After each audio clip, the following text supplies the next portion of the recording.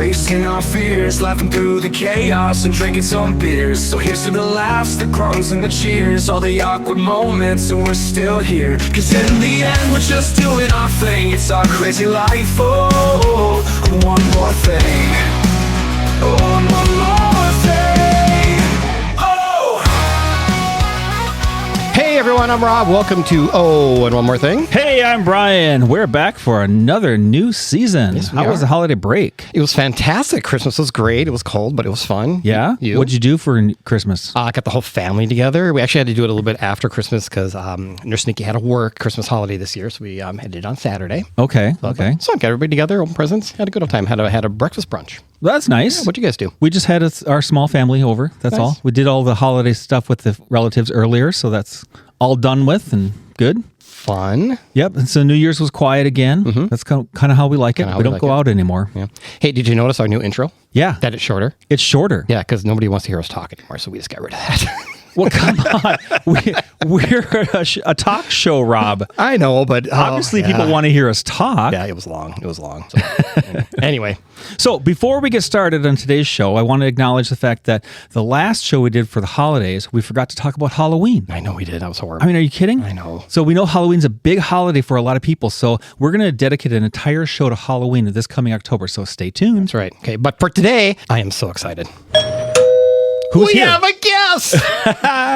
I'm so excited to have this guy here. He is a choreographer extraordinaire, but a very, very good friend of ours. A fantastic human being. I'm so glad he took time out of his busy schedule to hang with us. Kevin Chase. Hi guys, how are you? Hi, Kevin. Fantastic. Thanks for being here, Kevin. Good to see you guys. It's been a while. It's been a Yeah, while. it's been a while. Yes, we've been out of the business for a couple of years. Yeah. So how do we know Kevin, Brian? I think it's from Show Choir. I think you're I think correct. most people we know are from Show Pretty Choir. much. That's Rob. our entire friend group. I mean, that's how we met. That's true. So, as many of you know, Brian and I were show choir trailer dads for Trailer Dad. quite a few yeah. years, where we drove all the equipment and stuff around for each competition. I think I met most of my buddies there. I met all my buddies there, pretty much. And Kevin is a choreographer for lots of groups, but specifically for us, for Waconia's Power Company. Yeah. So that's how we got to know Kevin on a regular basis, and he hangs around a lot. hangs around with us, right? Yeah. So super excited you're here. So we're just gonna kind of slap some questions at you. Love it. Is that Let's cool? go. So we'll just kind of throw some questions and see how it goes. And you just... Cool. All right. Okay, so let's start off with this. You grew up in Bemidji. I did. So that's pretty far north from here. Tell us a little bit about that. Number one, so grew up in Bemidji, work a lot in Minneapolis, but I live in Des Moines. Three Okay. very different. Very Oh, so that's a lot of regions. space. Yeah, it is. Yeah. And actually, it's a different world. I'm not yeah. kidding. Like, just in speaking of like winter alone, Des Moines versus Minneapolis, Right. completely different.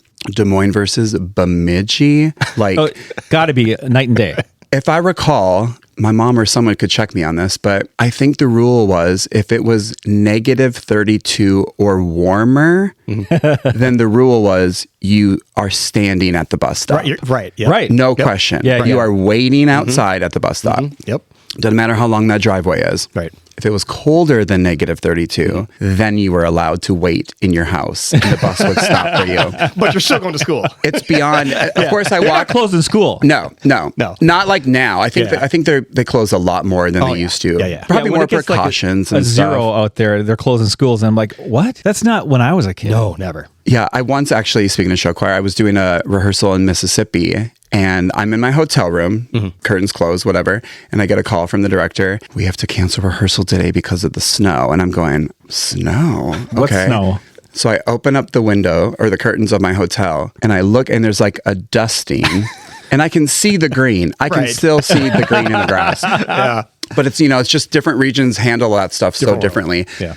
But Bemidji's cold. Oh, and yeah. I say that as somebody who, as Rob noticed when I walked up to the house today, I'm in shorts. I am currently in shorts, and it's very much winter. And it's what, like 8 degrees out, maybe? Yeah. Something like that. And I will be in shorts tomorrow, and likely next week, and likely on Christmas Day. We'll see what happens. There you go. Yeah. You know, it's funny. My mom is going to visit us for Christmas. She lives in Arizona. She visited us for Christmas. She lives in Arizona, and she was giving us a hard time that, oh my gosh, it's going to be like 10 below when I'm there. Mom, you lived here for 50 freaking years. But it's how you get acclimated to your new To world. the new the area, like, yeah. She has no clue anymore, like what it's Right. leg. So she was in for a world of hurt when she got here. But I like Marianne. Aw, cute. Yeah, Bemidji's great. I love Bemidji. You know, it's small town. Yeah. You know, like in a Waconia versus like an Edina or Waconia versus Minneapolis. Right. Bemidji is a small town.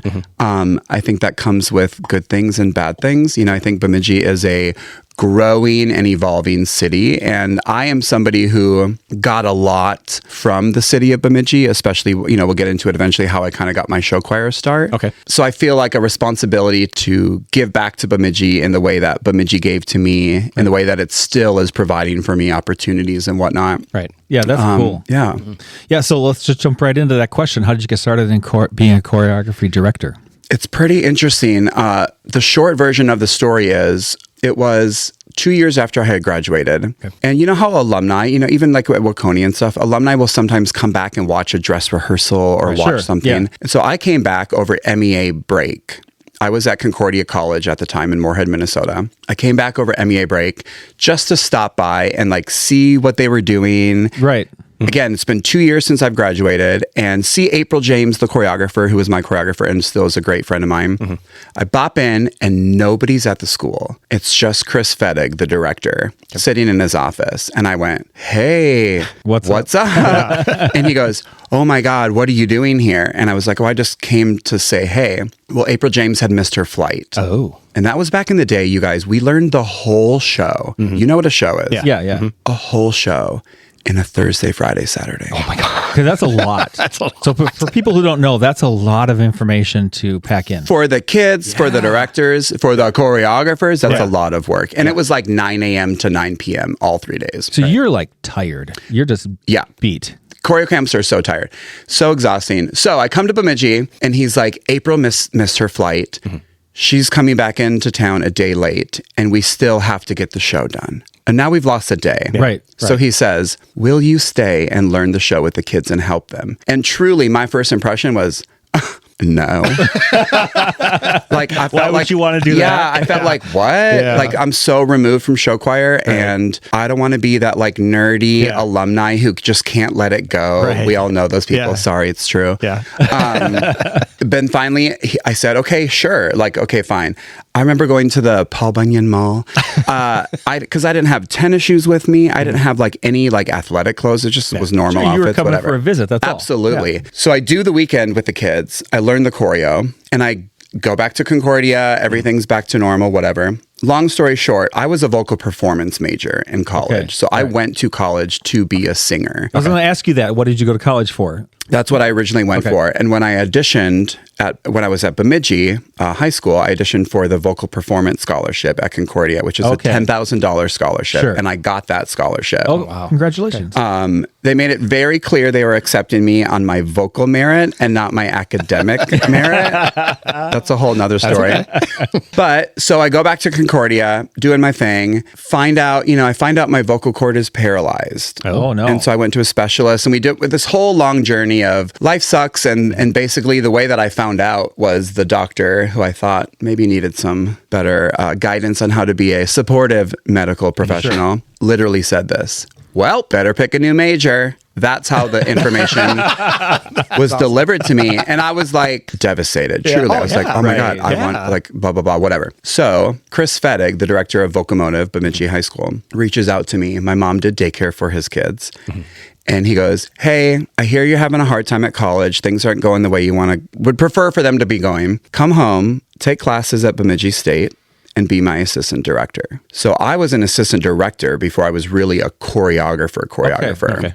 Assistant director for the show choir for Vocomotive. Yeah. Okay. The next year, we started La Voce Ballo from scratch. Okay. So I was a director and a choreographer for La Voce Ballo in 2004. Okay.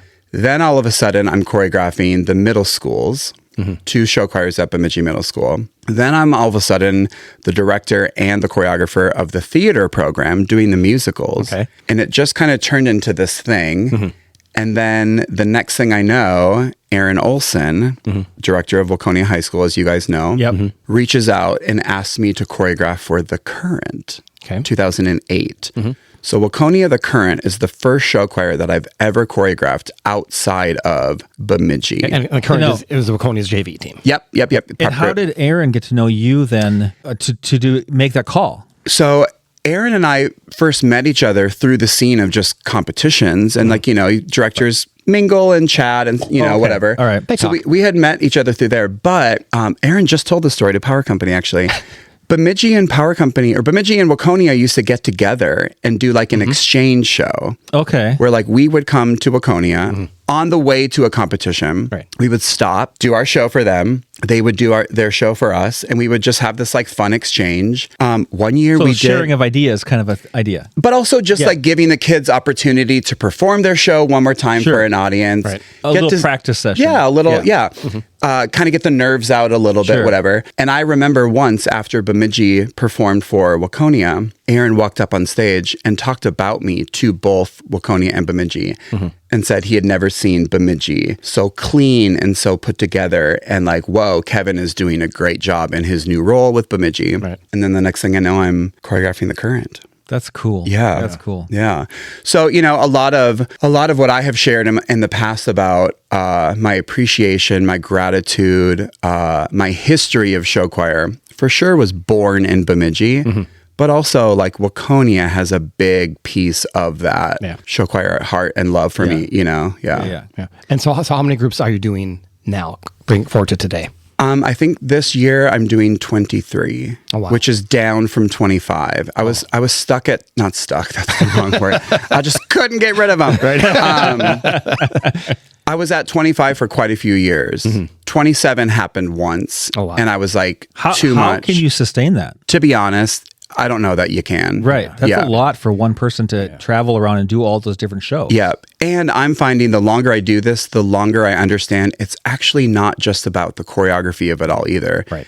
It's the hours traveling or it's the hours coming up with the ideas. Oh, yeah. That all factors in.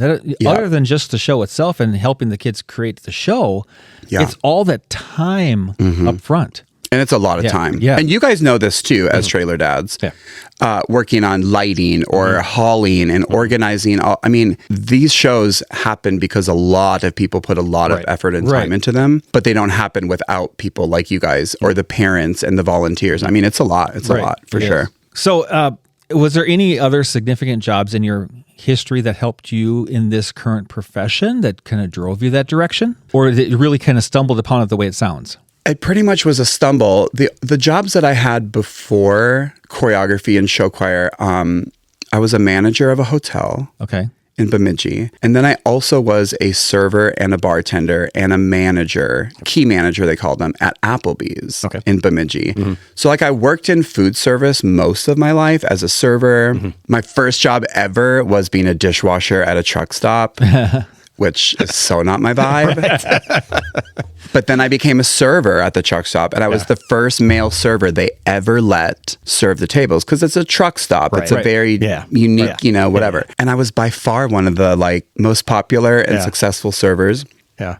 But I think if you're a good person and you work hard at your jobs, I think you can be successful at many different things, Yeah. But I will say the hotel of it all, the Applebee's of it all, customer service is, that is something you gain a lot of experience from dealing with a lot of different kind of people. Working with people really provides a lot of direction and eye-opening experiences to do this sort of job. Yeah. And now I work, in a different kind of customer service way. Like I work with a lot of people. I work with a lot of different directors, learning how to interact and connect with and teach hundreds and thousands of different kids every year. Right.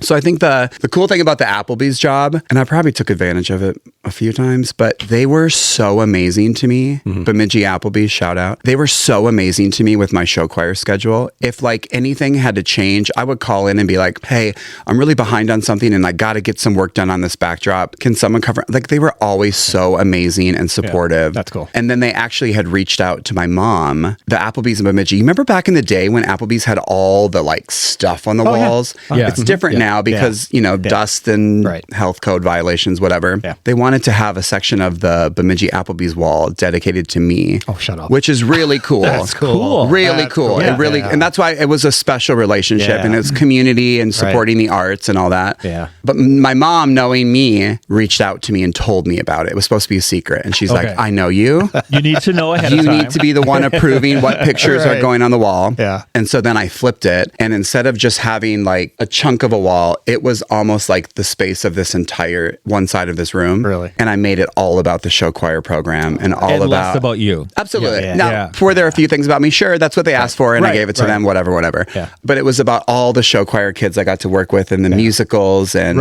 and all that. So it was a really cool experience. Really cool. But yeah, they were amazing to me. Is it still up today? No. So funny story, when they switched to not having all the artifacts up on the walls, again, for cleanliness and all that, my mom goes, Applebee's called. They're delivering the wall today. And I was like, okay. So all of that stuff is actually still at my mom's house, I think. So you have a shrine at your mom's house. It's under a bed somewhere or in a closet or a storage room somewhere. Come on, get that stuff put up on the wall. I'll have to look for it. I'll send you some pics when I go home for Christmas. Yeah. So that kind of brings me back to the whole show choir process. Like, so 23, 25 groups, that's a lot of kids. One of the most impressive talents to me is how you go about remembering the names of every one of the students that you talk to me about that. How does that work? How do you do that? How did that happen? How do you make it happen? You make it happen by, number one, understanding that it's important to learn the names of your students. Number two, my choreographer, April James, used to do the same thing. Okay. And I remember a vivid memory. We were working together at Show Choir Camps of America in Tiffin, Ohio. We were sitting in this room. And at Show Choir Camp, did any of your kids ever go to Show Choir Camp? Yeah, at least one. I thought so. It's like 70 to 80 kids in a show choir. A normal high school show choir, 50, 60, 40, maybe 65. So we're sitting in this circle and I'm watching April do these names. And she's going through them, memorizing. And I was like, how? Right. How is she doing this? Yeah. I'm watching her doing it. But when I'm watching her doing it, I'm so focused on her doing it that I'm not learning the kids' names. Sure. Yeah. Sure. And I'm the counselor of her group at SEA. So when I started being a choreographer, I started doing that. And the first time I did it, it took me way longer than normal. But the only way it works for me is I sit all the kids down at the start of a rehearsal.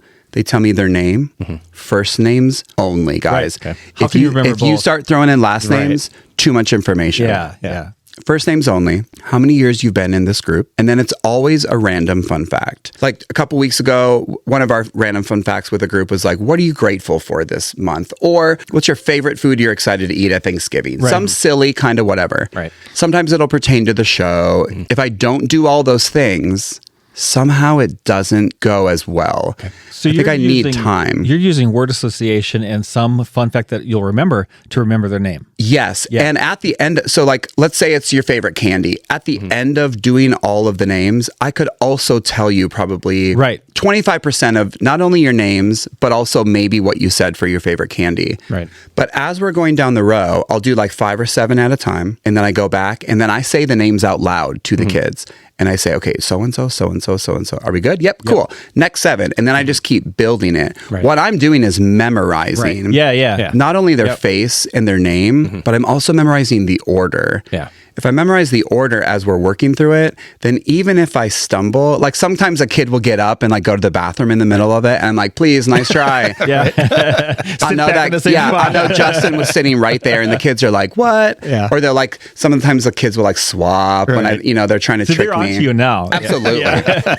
They try to get me all the time, but usually I'm on top of all that. I just find that the joke I make to kids, because like when I come back to a show choir, I don't always remember their names when I come back. Right. Because I've been with hundreds of other kids. Yeah. So I'll do a name refresh or I'll like talk to them and watch them and I'll have a blocking chart pulled up on my iPad and I'll go, okay, this is so-and-so. And I'm refreshing my brain as I go. Right. I just find that it's important to know their names, connect with them however I can connect with them. Yep. But my joke is, how am I going to yell at you when you're doing my choreography wrong if I don't know your name? Right, exactly. That's kind of my funny, little delivery with the kids. But I find it's important, and it's important because very early in my career, I remember a girl coming up to me going, my choreographer never learned how to say my name correctly. Okay. That's the other thing about it. Yeah. I memorize the names, do my best with the sayings, but the spellings, you Right. guys. Sure. The spellings They're now. strange nowadays. Everyone's throwing a GH in somewhere, a silent F, or, it's insane. Yeah. Yeah. But I find it's important, and it's something that I think matters to the kids. And it's just a good way to start rehearsal and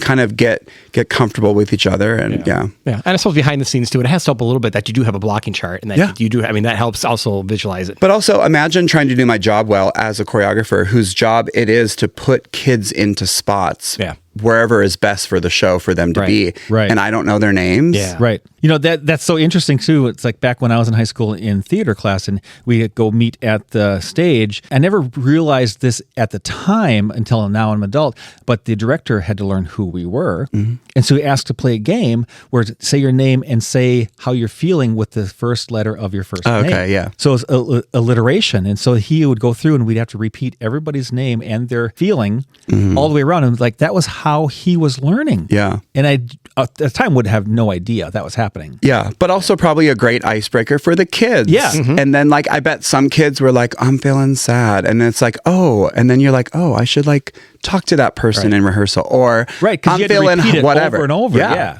And some of them were probably silly and fun, and it just gives you a good environment for the start of a rehearsal. That's really cool. Yeah. Hey, Brian, I was just outside trying to enjoy the yard and the mosquitoes are driving me nuts. Oh, you got to call Spring Green for that, Rob. Spring Green? I thought they just did my fertilizer and weed control. Oh, they do that, and our lawn looks amazing because of it. But their mosquito control is a game changer. We can actually use our patio. You know how bad the state bird gets in Minnesota. I'm pretty sure that's the loon, but point taken. So they do lawns and mosquitoes? And total home pest control.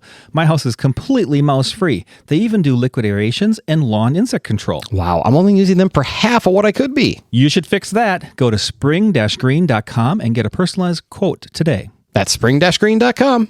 And tell them Owen One More Thing sent you. Back to all your groups. How far do you travel? I have 3 that are like, ooh. It's like when you pack the car and you're like, and you put the address in and you see the arrival time pop up. I have 3 that are far. Aberdeen, South Dakota. Okay. New London, Wisconsin. Okay. And Bemidji. From Des Sure. Moines. Right. Sure, I mean, from it's Des about Moines. Yeah. 6. All 3 of those are about 6 hours and 45 minutes. Okay. So that's a haul. That's a haul. And It's a haul. you're doing a lot in Iowa area, the Des Moines area, right? I do a lot more now. Yeah. I moved to Des Moines in 2018. Okay. So I've lived there since 2018. And it's like the whole, if you build it, they will come.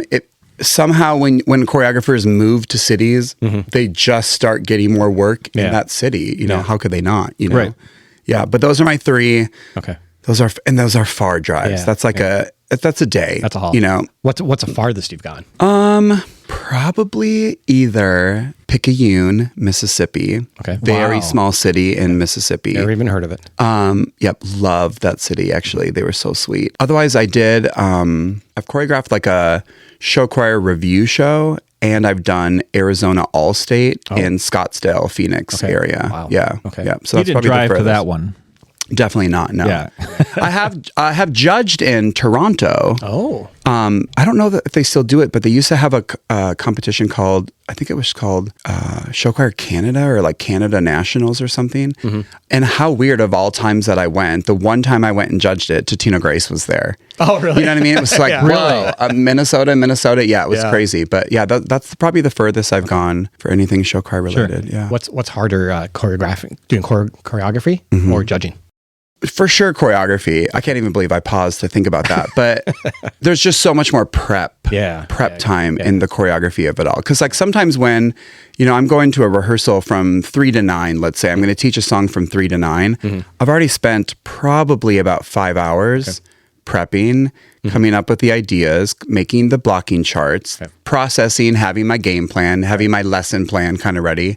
Judging is tricky in the fact that we're being asked to be critical, but one of the beautiful things about show choir is celebrating all the different ways. You guys know this. There's so many different kinds of show choir. Right. There's so Right. many different styles of show choir. So it's hard sometimes to compare apples and oranges and bananas together and say, this is the best fruit, you know? Yeah. Right. But judging days are long. They're really Yeah, long. they are. I mean, They some of are. those competitions, and I mean, you guys know that. Yeah. Some of the judging competitions, you're in your seat by 7:30, 8 a.m., and you're not leaving there crossing your fingers until 11, 11:30. Midnight. Sometimes, I mean, Yeah. one of the competitions I judged 2 years ago, I think it was like 1 something in the morning when I left. And I know I'm leaving before the kids are leaving. Right. Right. So it's just different. It's different. It's a different pace. And if you do your job well as a judge, I think your brain's exhausted because you're constantly, you know, keeping tabs of what's going on during the day and trying to remember what the group did at 9 a.m. and what the another group is doing at 2:30, 3:30, and trying to consistently keep them on the same level scoring field to have the best, most unbiased and good judging there is. But yeah, I mean, they're both hard, but someone just asked me, how many competitions are you judging this year? And my reply was 4, and that's 4 too many. Like, that was my reply. I also find it's kind of hard after the show choir season, which basically for me is the end of June. Until Thanksgiving is like the choreography. That's when you're planning it. Yes, right? planning it. Yeah. We're talking 16-hour days with rehearsal, with prepping, with getting everything ready. 12-hour day, 14-hour day, whatever. That's a normal choreography day. Now we're just like cleaning and working on things, and I'm teaching 3 to 9, you know, that kind of stuff. But it's all, I mean, it's all hard, I think, if you are doing it right and putting the effort into it. But with the judging, it gets exhausting after the choreography season and cleaning season. Sure. People who are judging, a lot of them are professionals in the industry or retired choir directors, and they're like, okay, it's show choir season, and I'm like, shut up. I've been doing this since the end of June. Do you know what I mean? So that's kind of hard. That's kind of hard. Well, it's a change of mindset too. It's less physical, and now it's a lot of mind thinking and watching and critiquing. It is less physical, Brian, and that is why I was at the Waconia Anytime Fitness last night after rehearsal. Because I also see that change. My body is no longer dancing for 6, 8, 10, 12 hours a day. And now it's like, ooh, okay, I got to now stay in shape physically in a different way. But that's so fine. you know, you're on a middle-aged podcast right now, so we can relate to as you get older, your body just recovers quickly as you Absolutely. As we talk about a lot, Brian learns a lot of things on this podcast about what he's not doing. Okay. Yeah. Okay, so you mentioned earlier your prep, you do 5-6 hours of prep before you start your actual rehearsal for the day. Is that how you typically will create a show? Is it the day of, or do you have like pre-planned ideas, or like how does that work for you? I'm in a place now in my career where I pretty much am involved in the show design for all my shows now. So when I'm show designing in like the spring, let's say like February, March, April, May, really hitting show design hard, it doesn't take me as long to choreograph anymore because those shows are already in my head. I've already had the vision for the show. If I create the show and I'm picking the songs, I've already thought about what I might do with it. But wait, what was that question? The original question? I think I just veered. Yeah, no, that's okay. How do you create them? Like, is it the day of? Pre-planning, So because I think I'm so already, I start, like I wake up in the morning and I start a new song. But I'm not starting that new song from not knowing the song, from not knowing anything about the show. I'm starting it with, this is what the song is intended to be in the show. This is I know we're going to have a prop, or this is what we're wearing for it. So I am a morning of choreographer. So I will get up, like a normal summer day, get up at 4 or 5 a.m. I give myself 30 minutes to get ready. And then, so let's say I get up at 4. At 4:30, the iPad is out.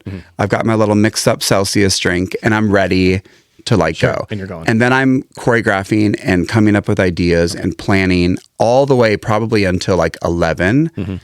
And then I break, and then I go teach. So when you're talking about, help our listeners understand here, when you're talking about show design, that's more of the show design versus choreo. That's two completely different things. Very different things. Laying out the show as in what happens here, here, here in a progression versus the dance steps. Yep.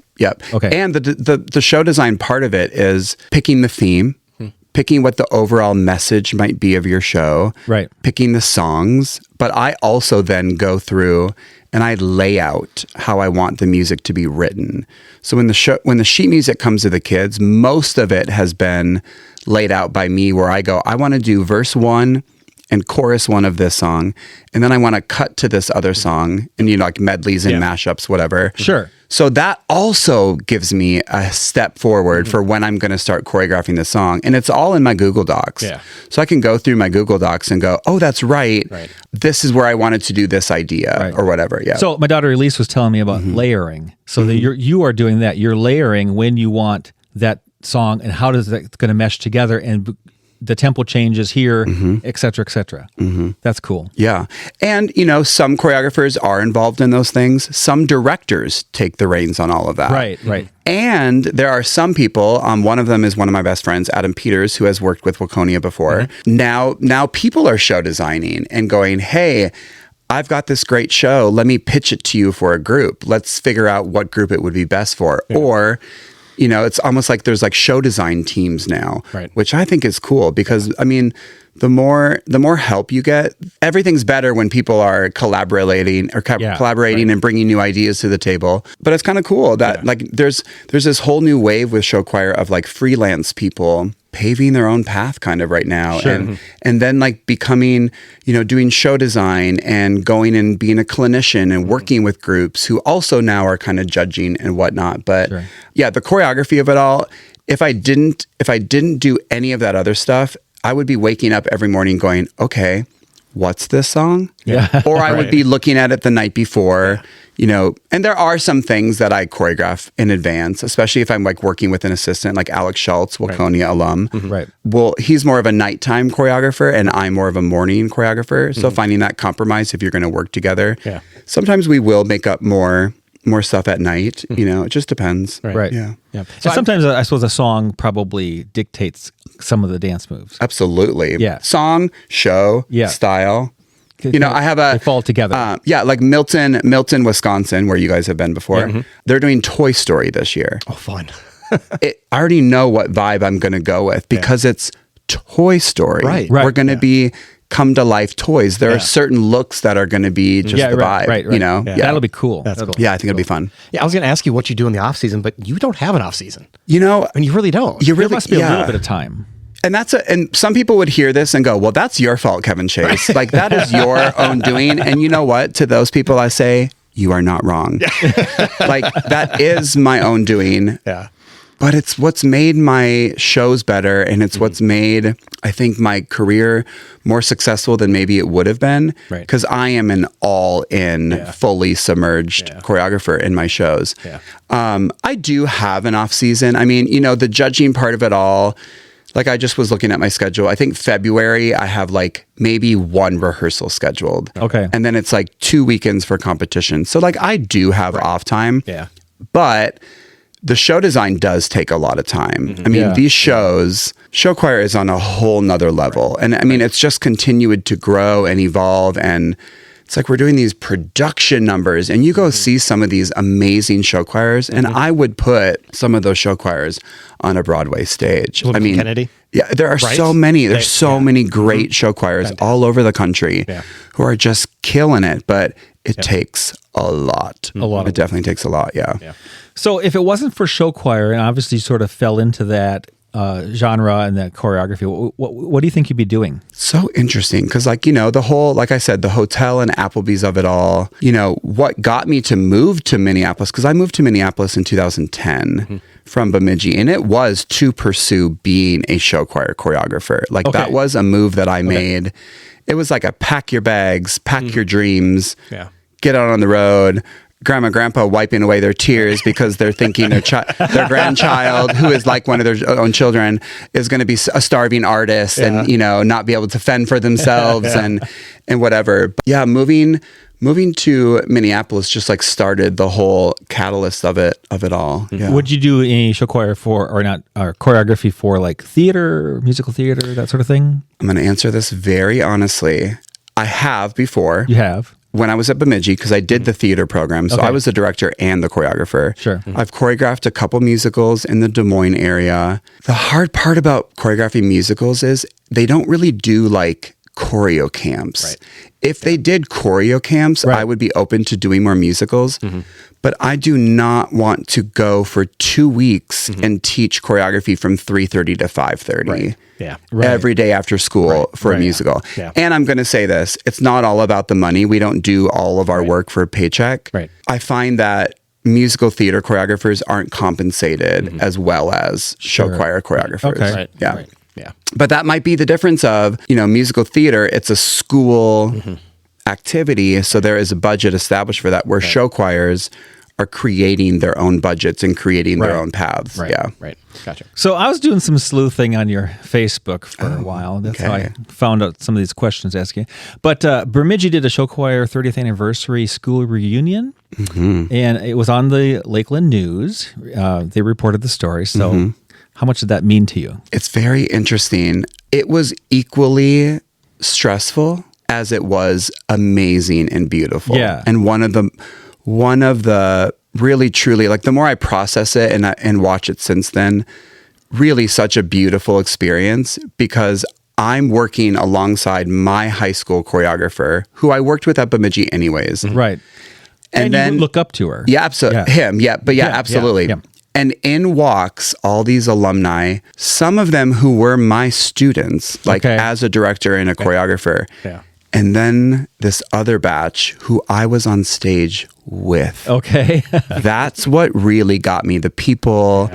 I remember, there's people like Anna Collins walking in, who was like my first partner in one of my first choreo camps at Bemidji. And she was so amazing. And I looked up to her so much. And then in walks Anna Carlson, who I was a captain of Vocomotive with. Okay. And like, it just was these two different worlds colliding. And then it's like these people coming up to me and introducing me to their children, and which made me feel old also a little bit. And like, I want to introduce you to my partner. I want you to meet my husband, like all of these things. And I was just like, whoa. I mean, talk about a full circle moment, that I was in the room with people from really like the early years of Bemidji Show Choir, from like 1994, 95 to last season. Yeah. You know what I mean? All on stage together. Yeah. It was beautiful.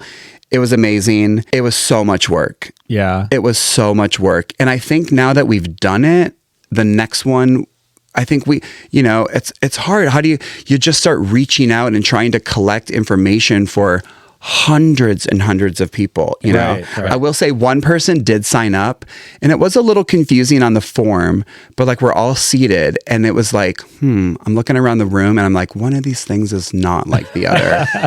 And there was a very elderly gentleman Oh, no. who was sitting in the seat, and we're like, I think he thinks this might be something else. I think he thought it was just more of like, I was in choir, Sure. Okay. but wasn't ever in show choir. Yeah, Do you know what I mean? So that was kind of funny, but it was cool. It was really special.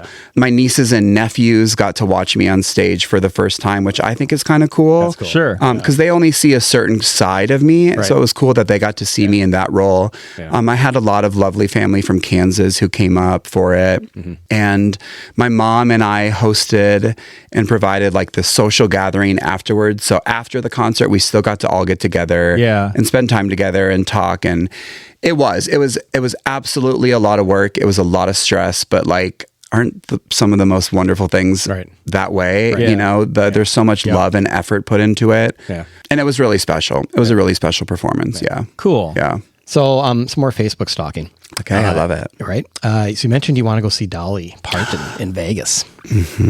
So she changed her show. It was going to be, when was it? It was going to be December 25. It was going to be December, but now it's going to be in September. September 26th. Yeah. It got moved. So you called it a bucket list moment. Yes. Tell us about that. Dolly Parton for me, I don't know if it's just her like electric, positive and accepting attitude. I don't know if it's the music. I don't know if it's listening to Coat of Many Colors and feeling like an outcast as a little boy growing up in Bemidji. I don't know what it is. There's something about her that I just resonate to. And I've always said her and Celine Dion have always been my like top two, but I always feel so guilty when I pick a top one between the two of those. Yeah. So what's funny is I'd always said I wanted to see her in whatever capacity. Yeah. And it's the kind of thing where I don't need it to be amazing. Yeah. I don't need it to be this big event.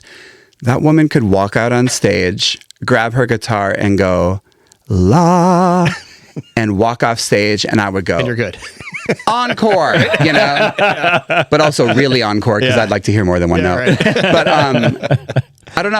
I respond to her. So it's really weird. I had seen the ad, you know, Facebook, of course, all these things pop up. Yeah. I'd seen the ad, and I was like, well, that's kind of cool. Vegas, that's a fun little place to go. And then my mom sends me a text, and she sends me a screenshot of the ad she saw on Facebook. And she goes, Dolly, we should go. Just a very general comment. Right. I called her back the next day, and I said, what do you have on these dates? She says, nothing. And I said, I'm booking Dolly. Because I had this thought where I was like, you know what? Why do we wait so long to have the experiences? Exactly. And maybe there is something about getting to that middle age bracket of life where you're going, TikTok is going the clock, and I work my butt off for my money and my opportunities and whatever. Like, why not treat yourself and just do those fun and to get to do it with my mom, who there's only so many opportunities I have to take trips with my mom. Yep. So I called the Bloomington Kennedy director because I was scheduled for rehearsal that day. And I said, listen, normally I will run these by you, but I'm letting you know, Alex Schultz will fill in for me, and I'm going to Vegas. Right. You know, I'm going to go to Vegas with my mom. Everything was booked, flights, hotels, tickets, whatever. And then the whole cancellation of it all. Right. And I didn't accept the rescheduled tickets because I just felt like, what if those dates really don't work for me? And like, my schedule sucks to create. Sure. 25 different schools trying to organize it all. Yeah. And I was like, what if scheduling Dolly in September really screws up my schedule and really like affects one of my show choirs? Sure. Right. And also, who knows what's going to go on with Dolly in September with health issues, all that. Yeah. Who knows if my mom will be able to make that work? So I didn't reschedule it, and I'm just letting the universe lead me in whatever direction it's going to be. And if I never see Dolly on stage, that's cool too, you know? So it was kind of interesting. You have this life moment where you're like, I'm going to do it. Yeah. I'm going to do this bucket list moment, and I'm going to take life by the horns. And then it's like, just kidding. That's actually not going to happen. And it's like, well, that's so the universe, you know, it's just like, it is what it is. Right. So you've obviously seen 9 to 5. The musical? Movie, musical, whichever one you want. Yeah. Movie more so. Yeah. So you were either a toddler or not born yet when it first came out in 1980, right? Born in 83. Correct. There you go. Yep. So is that, you've seen it, and what do you think about that? How does that kind of, it's a fun movie, and she does a great role in it. Dolly is really successful when she's playing something related to who she is as a real person. Exactly. If you watch her role in 9 to 5, if you watch her role in Steel Magnolias, she's just really being Dolly. Yeah. You know what I mean? Yeah. Someone was just talking about this, how certain people are really successful with certain acting roles or whatever. But even when you look at a Meryl Streep, yes, she's playing different characters and has different accents, but like, it's still Meryl. Somehow there's still there's Meryl still that in person in there Absolutely. Who embodies who we all think she is. Yeah. Yeah, that's so cool. Yeah. But you know, when Dolly agreed to do that, she said that she had to write the song, and that, you know, she plays the washboard with her acrylic nails in the music, in the movie. She's a businesswoman. It's crazy. She's a businesswoman for sure. Yeah. I mean, especially as a woman in the music industry, to go in and say, yeah, I'll take this role in a movie. However, you're going to let me write the theme song. I mean, genius. Right. It's genius. Okay. So, you know, we're talking about sleuthing on Facebook. I came across a quote: "If better is possible, good is not enough." And that's attributed to Ben Franklin. It is called to strive for excellence and continuous improvement rather than being content with meeting the basic standards. So what does that mean to you? So I actually was introduced to that quote at Show Choir Campus of America. And there was just this guy doing this workshop. I couldn't even tell you his name. I wish I could. And he just said the quote. And for some reason, I was sitting on those steps and I was like, like it really resonated with me. Right. As I think more about it, it became this thing that I started like sharing with my show choirs. But I think more than anything, maybe at that point in my life, I also resonated with the quote and like I got to push myself and I got to like put some more effort in. And if I want to be successful and take care of myself. And so it just became this like really nice way to wrap everything up at the end of my choreo camps. And I would share it with some, not all.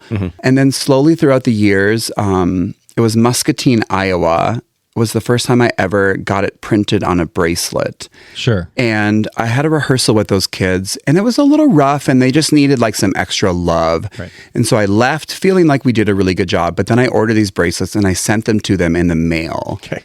And they received them and they were, so touched and whatever. And then it just kind of became this thing. And then it kind of became this like extra special thing I would do with some groups once in a while. And then all of a sudden I'm like, going to schools and now they've got like posters made of it and I'm seeing like if better is possible, good is not enough on people's posters in classrooms. And I just left Lewis Central High School.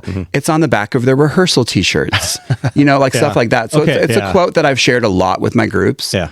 It's catching on. Yeah. And I have 3 or 4 different students who have sent me tattoos with it on their body. Okay. So they're really one of them, a dear friend of mine now, asked me to write it in my handwriting. So it's my handwriting on his arm. Oh, wow. And I was like, are you sure? Have you talked to your mom? Right. Like, I was really nervous about it. Interesting.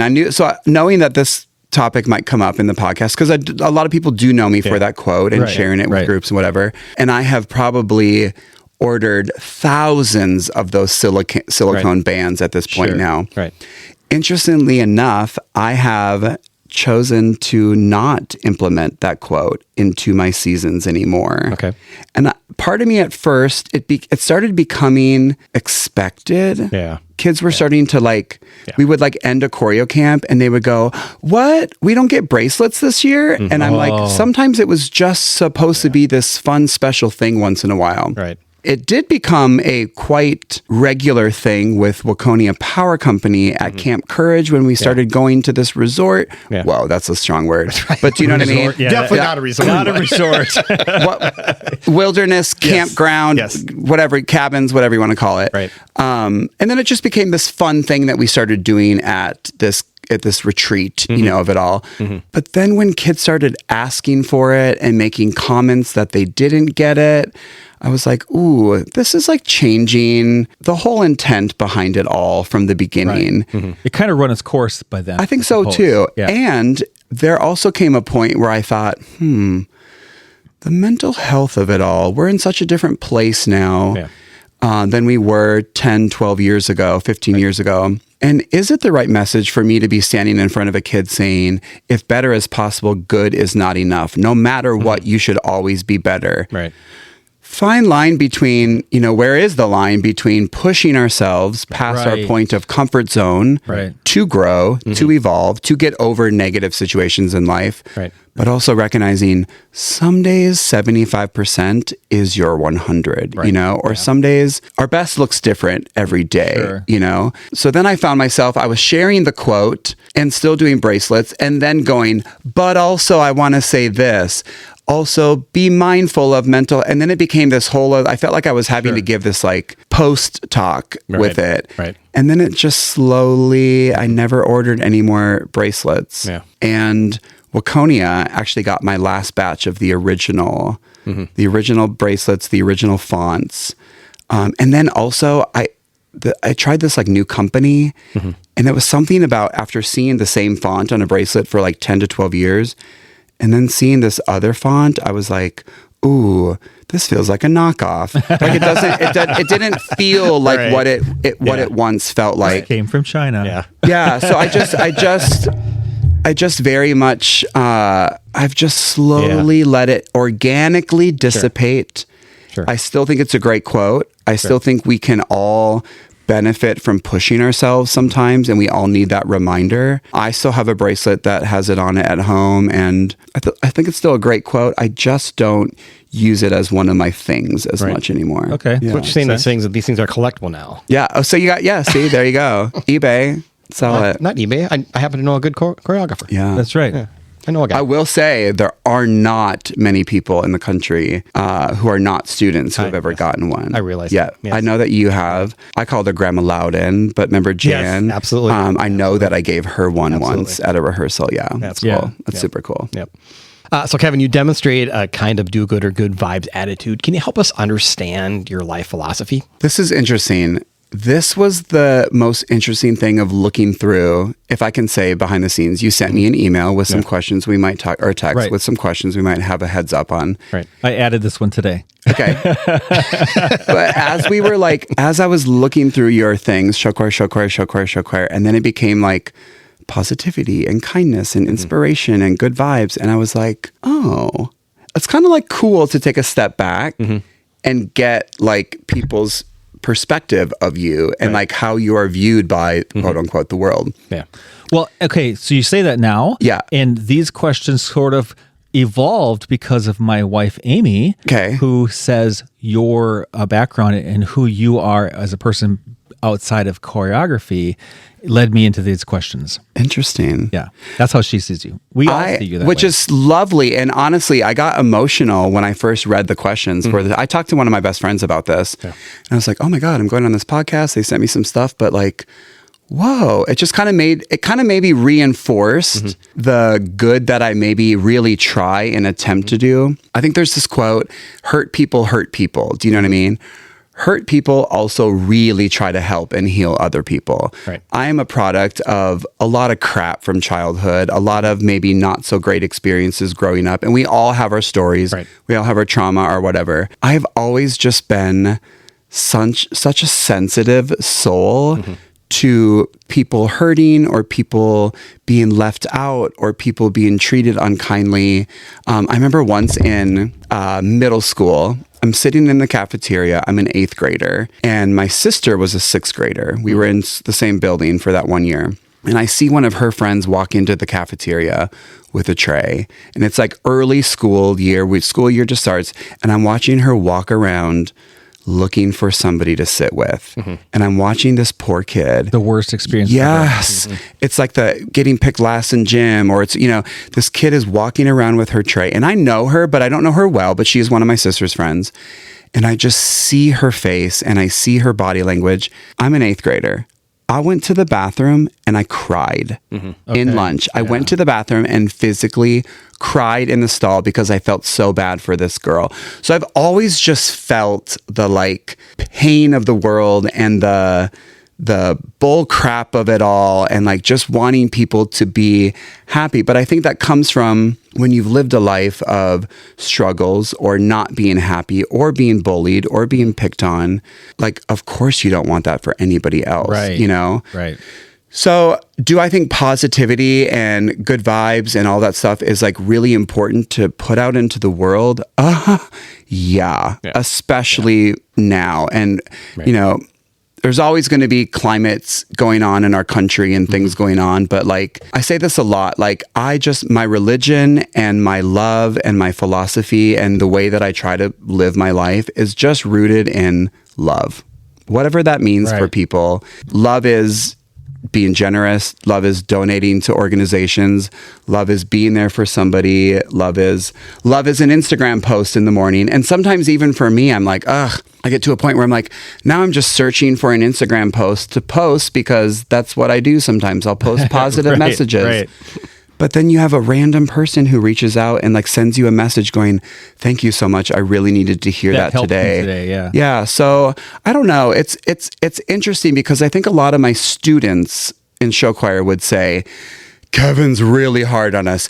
Kevin's really strict. And like, we sometimes get a little nervous when Kevin's coming back in town. But then I think they'd also go, but he loves us so much and he cares about us so much and he pushes us so much and he laughs with us and he connects with us. So, Right. I think there's both of those things. That adult figure that's helping them see that hard work that they're putting in Absolutely. really results in something great. Yeah, absolutely. So I don't know. I just think, I think, another quote is, I think John F. Kennedy, everyone can change the world and everyone should try or something like that. Right, so okay. like, that's how I try to make my to make my difference, whether I'm in front of a group of students live in person or not, or I'm just posting something positive. But also, I think some of the things that I put out into the world, I'm putting them out into the world because I resonated with them. I read something in a quote that made me feel like I could get up and go a little bit better that morning. Yeah. So why not share it with others? Right. Well, and everybody's on their own personal journey, and that's probably your journey of keeping yourself happy and optimistic is doing those. And what people don't realize is that you're putting it out there for yourself. Yeah, so it helps you as well as helping others. Yeah, absolutely. You know, we are on our own, everyone's on our own personal journey, and I come to realize recently that about learning gratitude and being mindful of that situation. So I started a gratitude journal, and it helps me every day that I write in it, just remind myself that, hey, you know what? Things are good. Yeah. You know, and be happy for those things. Yeah. I just read something like a couple days. And of course, you know, Thanksgiving just happened. So gratitude posts all over social media. Right. But it was the like, every morning you should get out of bed, look out the window, and just recite to yourself one thing that you're grateful for. You know, it sounds so cheesy, but why not? Right. You know, like, I mean, all of us sitting here probably wish we had certain things like other people or whatever the case may be. But oh my God, we have a lot. We have a lot that a lot of other people don't have. And so that is a reminder to be grateful and to be, I get out of bed and I can barely walk and my knees creak and I can barely make it to the bathroom. Dude, talk to me. I mean, that's my life right now in this season. This is your future right here. But honestly, it's very real. There is something about the 40s, because I'm 42 now. Oh my gosh, you're so young. Well, am I? I'm not sure. It does. There are, you can be as healthy as you want to be. You can be as proactive with supplements or doctor's appointments and procedures, whatever. But like the body ages, you know? So I think there's something to be said about that. I'm getting to a place where, you know, I'm in my early 40s and it's like, okay, you just start to view things differently and you have a different, I guess, you know, people always say with life experience, blah, blah, blah, blah, blah. Sure. You know? It's probably true. You're always learning. Absolutely. We did a show called Menopause, which is the male version of menopause, and you just learn so much about it. So go out and listen to it. Well, one of your episodes should be menopause, and you should educate the listeners on men actual about what menopause. women go through. Absolutely. Yeah, that's a good idea. That'd be cool. Write that down. We'd have to have women on our podcast. Yeah, that'd be fun. Ooh, our wives. Our wives, right? I'm sure they'd be happy to talk about that. Oh, they would love it. No, they wouldn't. That's funny. So you've obviously had some role models in your life in helping you become this purposeful, positive person. Is there anything you can help us understand about who that might have been and where that came from? You know, I really have been blessed with some amazing educators. I mean, I remember, you know, like my 7th grade music teacher, Janet Weaver, Chris Fettig, my high school teacher, all these people that have given me opportunities, but I also learned a lot from in the music setting. But I don't know. And I know it's cheesy. A lot of people say these kind of answers, but like my mom is truly a survivor and has gone through some really tragic. So when she was pregnant with me, my biological dad passed away in a car accident while she was pregnant with me. Okay. So and he passed away 2 weeks after they got married. So, I mean, it was like, I mean, talk about you're a young single mom and now you're like raising this child. And she said something about like, I didn't know whether to send out thank you cards for the wedding or thank you cards for the flowers for the funeral first, like which one, you know? And so I think about somebody like her who's really been through a lot and she's so positive. She's always the like ray of sunshine at all of the family get-togethers. Sure. She's the one like fostering, hey, when someone walks in the door and she's excited to see them. And whether or not that is always how she feels on that day, either it's authentically who she is or she chooses to wake up and have gratitude like we were talking about and go, I'm happy to be alive. I'm happy to have my family and I'm happy to be a grandma with my grandkids and have a good job. And life is great. So why not act accordingly? Well, and she has a perspective of living through that tragedy. Absolutely. That helps her view today. Yeah. Sure. And she is never more proud of me than when she's at a show choir competition. I'll bet. She goes to Bloomington Gold with me every year now, pretty much. She loves going to a show choir competition. Yeah. She loves hearing my name. It sounds so stupid, but it's true. Yep. She loves and is so proud when they say choreographed by Kevin Chase. Because when an MC doesn't say it, she like leans in and she's like, they did not say your name. You know? So I think, you know, there's a lot of people. Yeah. But like, who has been one of my better role models collectively through my whole life? Then I'd say my mom, for sure. There you go. That's great. That's awesome. Yeah. All right. What do you think is right now one cause or issue that's closest to your heart right now, and why? We kind of touched on it a little bit, but like I said, everything I think is rooted in love for me, and you try to have positivity and inspiration put out into the world. I just think our world right now, whatever you believe in, whoever you vote for, whatever you stand by, we're just like so divided right now. Do you know what I mean? Definitely. And I understand some of that division because I have made choices in my life to set some boundaries with some people, whether I'm following them on social media or it's family members whose values and beliefs do not align with what's important to me. Right. So for me right now, I think we just like, we gotta like just be kinder to everybody and have more empathy, but having conversations. I think so much is lost when you don't communicate with people. Yep. And then people have their assumptions and people have their assumptions. And then there's people out here in the world going, well, I don't believe that so-and-so should X, Y, Z. And it's like, have you ever talked to one human in the so-and-so camp? Have you ever talked to one person who maybe has lived this life experience that you are so against or you are so whatever? So I don't know. I think people just need to come together and hear each other and be open to just being kinder and being more loving, because it is heavy. I mean, the world is heavy right now. And I feel it sometimes, you know, certain things are happening politically or pop culture, whatever it might be. And you can feel it. You walk into a room of kids and you can feel that like it's unsteady sometimes. There are some things going on in the world that rattle people, you know? Right. Yep. So I don't know.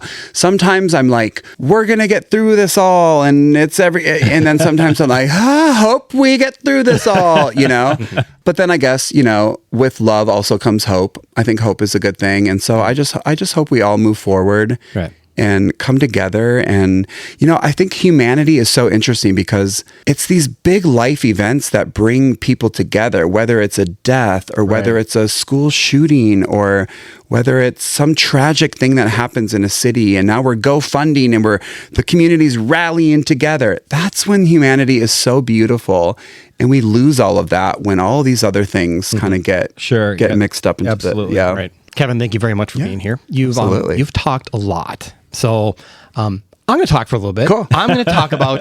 go, Rob. I'm going to talk about Kevin and why I love Kevin. Oh. Okay, so I have some stories to share. So one of the unique things about the Waconia Show Choirs, and they do Camp Courage. And Camp Courage is, like you said, a remote wilderness retreat in the middle of October when the leaves are falling. It's cold in Minnesota in October. It's beautiful. Come on. It's beautiful, but it's cold. And the last year I was there, on one of our days, all the kids were running around and they're like, we're going to jump in the lake today. And we're all like, no, we're not doing that, dude. It's cold. And they kept going. And finally they go up to the director, Aaron, and said, you'll do it, right? He goes, well, you guys get 25 people, I'll do it. They had 25 people in about 10 seconds. Instantly. Yeah. And then he's like, oh, what did I get myself into? And they kept going and finally get to the end of rehearsal. And Kevin goes, all right, here's the deal. If you guys all do it, I will get Rob to do it. And we'll all go in there with you. Nobody on this earth could get me to jump into a lake except for Kevin Chase. Oh, I love it. I guarantee it. If Aaron would have looked at me and said, you're going to jump in the lake? I said, yeah, no. So we're not doing the polar plunge? We did the polar plunge. Basically was that, yeah. It was a polar plunge. It was in October, cold. I know it was. It was cold. Yeah. It was cold. So, but I loved it. Yeah, it was fun. It was so fun. And like, that's so not me. Truly, that's so not me. Yeah. But like, what a great memory for those kids. And it was fun. It was funny. It was fun. It was this funny thing that bonded us all together because it actually was terrible. It was so cold. Horrendously cold. Yeah. But it was so fun. It was fun. It was super fun. It was fun. Yeah, but look at that. We did it. This now. You guys are still talking about it. Right. And before he even said a few sentences into what you were saying, I knew exactly where we were going with this. Because it's like singed in my brain. Right? Good and bad. Yeah. Absolutely. Second thing I have is, again, my daughter's last year, Kayla, and a picture got taken of her on stage. So at the end of the competition, they won. It was one of the first competitions that season. They won. She's holding the trophy. She's got a huge smile on her face, and I'm coming up to high five her. And somebody grabbed a picture of that. I posted that on Facebook. Yeah. And the first person to comment on it was Kevin. And he gave this beautiful quote on how fantastic it was. And I printed that, and that's currently on my desk, and it's in my daughter's room right now. That's so cool. I mean, that's just, it's so, the positivity from that, it just blew me away and brought tears to my eyes. And I just absolutely loved it. That's so sweet. Thank you for sharing that. That's a reminder of like, when you feel something, say something. You know what I mean? Yep, absolutely. There was a show choir mom the other day. She posted something on Facebook, and I was like, oh my God, what a great mom. I should have sent her a message, and I will. Now I will. I'm going to do it. You're going to go back and do it. But like, lift the people up around you, and you know, share your love for them. Yeah, I mean, I just want you and everybody listening to know that you don't just impact the kids that you work with. I mean, you impact people around you. You impact the parents, and it has a lasting impression on everybody you come into contact with. That's so sweet. So that's well, I thank you for saying that. And it comes back to me, but I think that's what fuels me to keep going and to keep doing this. I mean, I started doing this quote unquote professionally, technically 2004 and then 2010. Right. This is a long time to be doing this job over and over and over. Yeah. So that's also what fuels me to like know that you're making a difference and keep trying to. Yeah, that's cool. And the last thing I had was when Brian and I started this podcast, we posted it, and you were one of the first people to respond and said, "That is so cool. I'm so excited for you guys." And I sent your message right away. And said, "Hey, Kevin, you be a guest?" Pff, absolutely. Yeah. Yeah, we scheduled this a while ago, for sure. A long time ago, like months ago. Yeah. And I'm excited you've been here. That's awesome. It's been good great. to see you guys. Good to see you too. Fantastic human being. Thank you so much for your time and spending time with us. Appreciate it so much. And just love seeing you, man. Awesome. Thanks for having me. Absolutely. All right, everyone. As always, please follow us on the socials at 01 One More Thing Pod on Facebook and Instagram for highlights and news of our upcoming shows. And if you have any show ideas or just want to give some feedback, send us an email at 01onemorethingpod@gmail.com. We'd love to hear from you. Plus, we do sell some merchandise, t-shirt, caps. If you're interested, just send us an email. And Kevin, as a guest today, you are getting a t-shirt. Yeah. Woo. Right? Woohoo. Oh, and one more thing. Life is a lot like show choir, full of harmony, rhythm, and courage to step out in the spotlight. So keep on singing, keep dancing, and never stop moving to the beat of your own story. That's right. Bye, everybody. All right. See you, everyone. Kevin, you're going to teach me how to dance, right? Of course. It's like 2 minutes.